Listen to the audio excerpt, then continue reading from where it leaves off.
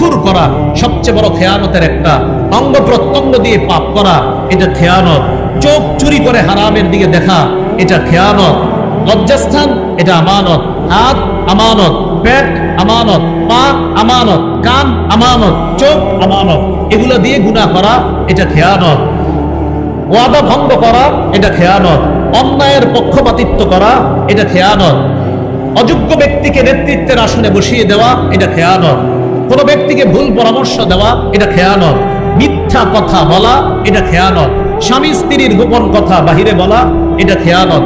সর্বশেষ আরেকটা কথা আছে, সেটা হলো মজলিসের কোনো গোপন কথা এটা আমানত, এটা বাহিরে বলা খেয়ানত। এটা বুঝার জন্য হাদিস বুঝতে হলে আমার দিকে তাকাতে হবে। দেখেন আমি কথা বলতেছি, ভাই আমি আপনাদের সামনে একটা গুরুত্বপূর্ণ কথা বলবো, এবার এদিক সেদিক তাকাই, কথাটা হলো এভাবে তাকাই দিচ্ছি, মানে কেউ যেন না শুনে। তো নবী বলেন কোন ব্যক্তি ইদা হাদ্দাসার রাজুলু বিল হাদিস, যখন কোন ব্যক্তি কথা বলে ওয়ালতাফাতা, আর এদিক সেদিক তাকাই ভাবে, কথাটা হলো এই নবী বলেন ফাহিয়া আমানা, তাহলে বুঝে নিবা ওই ব্যক্তির কথাটা আমানত। তিনি চাইতেছে এই কথাটা বাহিরে না যাক, শুধু তোমরাই শোনো। নবী কি সুন্দরভাবে ইসলাম শিখাইতেছে, শোনো, যখন মসজিদে কেউ এদিক সেদিক তাকায় কথা বলে, ভাই তোমাদের কাছে একটা গুরুত্বপূর্ণ কথা বলবো, কথাটা কিভাবে বলি, কথাটা হলো এইভাবে তাকায় কথাটা বলে, নবী বলেন ফাহিয়া আমানা, এটা আমানত, এটা তুমি বাহিরে বলবা না। তবে নবী বলে দিয়েছেন আল মাজালিসু বিল আমানা, দুনিয়ার সব মজলিস আমানত ইল্লা সালাসাতা মাজালিস, তিন ধরনের মজলিস আমানত না। এক নাম্বার সাফকু দামিন হারামিন, যেই মজলিসে কোনো ব্যক্তিকে অন্যায়ভাবে হত্যার পরামর্শ করা হয় এটা আমানত না, এটা আপনি বলে দিবেন বাইরে গিয়ে। কোন মজলিসে গোপনে পরামর্শ হইতেছে একজনকে হত্যা করবে, আপনি কোনোভাবে শুনে ফেলছেন, বলে দিবেন।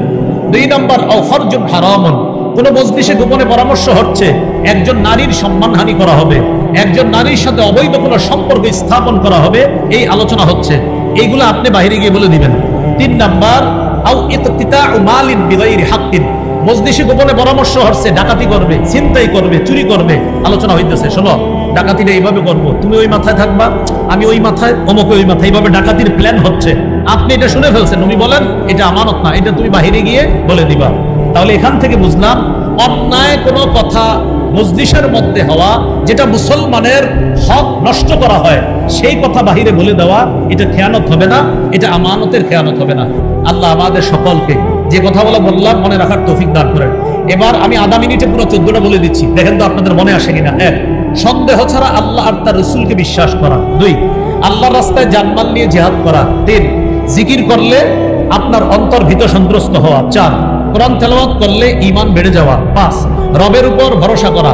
ছয়, আল্লাহর ইবাদত মধ্যে সবচেয়ে গুরুত্বপূর্ণ ইবাদত নামাজ, এটা কায়েম করা। সাত, যাকাত আদায় করা।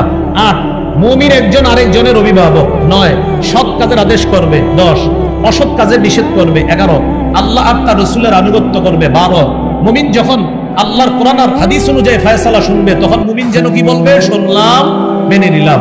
13, সংঘবদ্ধ কোনো কাজে থাকলে মুমিন লিডারের কথা শুনবে, তার অনুমতি ছাড়া কোথাও যাবে না।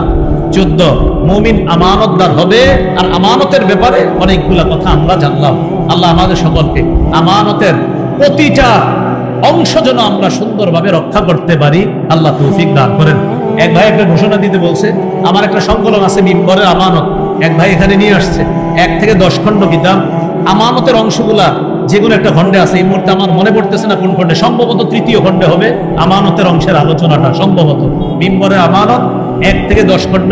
প্রথম খণ্ড সন্তানের 64টি অধিকার, দ্বিতীয় খণ্ড শিরিক বেদাত, তৃতীয় খণ্ড হালাল হারাম, চতুর্থ খণ্ড স্বামী স্ত্রীর অধিকার, পঞ্চম খণ্ড লা ইলাহা ইল্লাল্লাহর ব্যাখ্যা, ষষ্ঠ খণ্ড নামাজ, সপ্তম খণ্ড অষ্টম খণ্ড নামাজ এবং বিভিন্ন নাপাক পাকের মাসাইল, নবম খণ্ড যাকাত, রমজান নাফরমানি সম্পর্কে আলোচনা, দশম খণ্ড রমজান পরবর্তী করণীয়, 8টি করণীয়, হজ, কোরবানি আর মুহররম মাস সম্পর্কে আলোচনা।